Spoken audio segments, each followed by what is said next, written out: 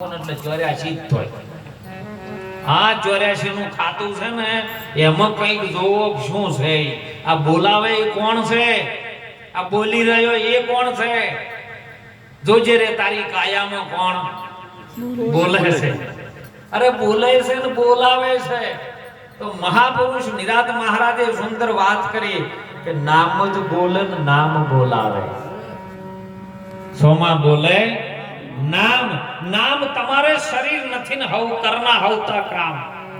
બધાને કોમીરા કરે નોમે કોમ થાય. બજારમાં વસ્તુ લેવા જાવ ને તમારું નામ બની ગયેલું હોય ને કે ખાલી મારું નામ લેજો ને કરિયાણા વાળો આલી દે. નામ છે.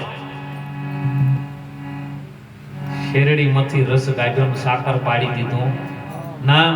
એ નામ મેં નિશ્ચય કર્યો અને એ જ અમારો રામ. તમે સુણી લ્યો આ જ્ઞાનની નિશાની. જ્ઞાન વડિયાળી વાત સમજાવી છે. એટલે આ જીવે કલ્પના કરી પરમાત્મા સાથે અને ત્યારે જીવ દશા થઈ છે. હવે આ જીવ દશામાંથી બહાર નીકળવું હોય તો સદગુરુની મહાપુરુષની વાત માનવી પડે.